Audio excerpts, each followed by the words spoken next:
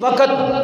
آپ اپنے مریدین کی تربیت فرماتے کرتے تھے ہر شعبے میں، ایمان کے بارے میں، زکوٰۃ کے بارے میں، حج کے بارے میں، نماز کے بارے میں، اپنے حقوق العباد کے بارے میں، حقوق اللہ کے بارے میں، اور حلال و حرام کے بارے میں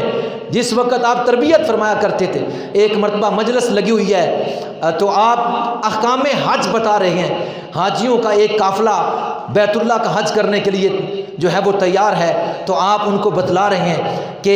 بیت اللہ میں جب تم جاؤ گے تو حج کے یہ احکام ہے، فلاں مقام پر یہ کرنا ہے، فلاں مقام پر یہ کرنا ہے، فلاں مقام پر یہ کرنا ہے، حتیٰ کہ حضرت سید شمس الدین میر کلال زمین پر نقشہ بنا کر ان حجاج کو فرمایا کرتے تھے یہاں یہ چیز ہے لہذا اس جگہ پر جا کر تم نے یہ کرنا ہے۔ تو ایک مرتبہ اسی طرح مجلس لگی ہوئی تو آپ احکام حج بیان فرما رہے تھے، مجلس سے ایک بندہ کھڑا ہو گیا، اس نے کہا حضرت آپ نے تو حج کیا ہی نہیں زندگی میں، تو آپ کیسے احکام حج بیان فرما رہے ہیں؟ آپ کھڑے ہو گئے، فرمایا ادھر آؤ، تو جس وقت قریب آیا ہاتھ کا اشارہ کیا، فرمایا دیکھو ہاں جو میں بیان کر رہا ہوں اسی طرح ہے، بس ہاتھ اٹھایا تھا اللہ کا گھر بیت اللہ سامنے آ گیا ہے، بیت اللہ وہاں کے مقامات اس شخص کے سامنے آ گئے۔ فرمایا میں صحیح بتا رہا ہوں، تو یہ کہتا ہے کہ آپ نے حج نہیں کیا، اور جب آپ کا وصال ہو گیا، وصال ہونے کے بعد مدینہ طیبہ سے مکہ سے ایک جماعت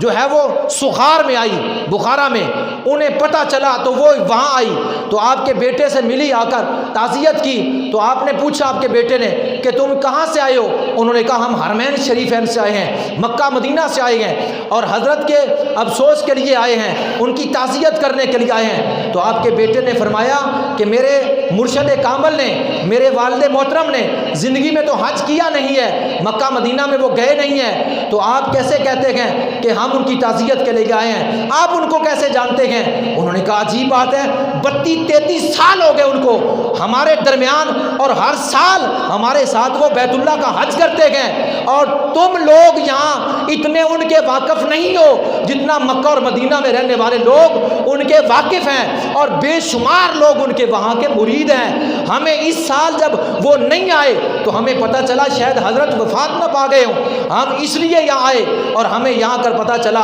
کہ واقعتاً حضرت کا تو وصال ہو گیا ہے۔ آپ ساری زندگی مکہ میں نہیں گئے، لیکن جو ہے اس جماعت نے آ کر بتایا کہ وہ ہر سال ہمارے ساتھ حج کرتے ہیں، اور وہاں ان کے بے شمار مرید ہیں۔ اب دیکھیے آپ کی عقل تو حیران ہو گئی ہوگی کہ ایک بندہ ساری زندگی بخارا میں رہا، اپنے خدام میں رہا، اپنے مریدین میں رہا، اپنی خانگاہ میں رہا، لیکن ہر سال وہ وہاں بھی تھا۔ تو میں کہنا یہ چاہتا ہوں کہ شیطان مردود ہے، خدا کا دشمن ہے، جب وہ ہر جگہ پر موجود ہے، وہ لعنتی ہو کر ہر جگہ پر موجود ہے، تو بتائیے جو محبوب خدا ہوگا اس کی قوت اور طاقت کا اندازہ کیا کوئی کر سکتا ہے؟ جب اللہ نے مردود کو یہ قوت اور طاقت فرمائی ہے کہ وہ ہر جگہ پر جو ہے وہ پھر رہا ہے اور کھلے عام چل رہا ہے، اس نے اپنے محبوبوں کو کتنی طاقت عطا فرمائی ہوگی۔ لہذا شیطان کو تو ہر جگہ پر مانتا ہے، اور نہیں مانتا تو نبی کو یا اولیاء اللہ کو نہیں مانتا، یہ تیری عقل کا فطور ہے، تیرے علم کا قصور ہے، نہ تیرے پاس علم ہے، نہ مشاہدہ ہے، نہ ہی تو وہاں پہنچ سکا ہے۔ شیطان کی تو طاقت کو مان رہا ہے، شیطان کی پرواز کو تو مان رہا ہے۔ جو اللہ کا دشمن ہے تو جو اللہ کا دوست ہے اس کی پرواز اور طاقت کو کیوں نہیں مان رہا؟ لہذا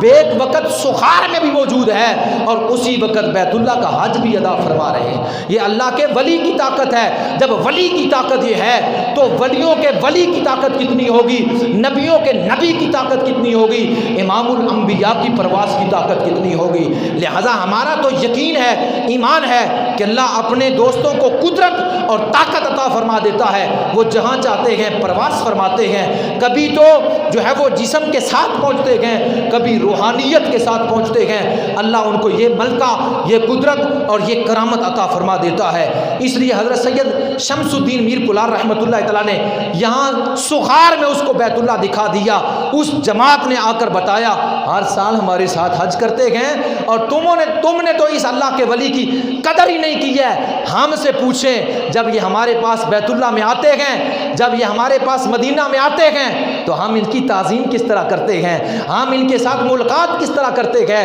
ہم ان سے پیش کس طرح آیا کرتے گئے, ہم سے پوچھئے. اس لیے تو ہم نے مدینہ سے اور مکہ سے ان کی جو ہے وہ زیارت کے لیے جو ہے سفر کیا ہے. ہم جانتے ہیں, ہم سے پوچھئے ان کا مقام اور مرتبہ کیا ہے.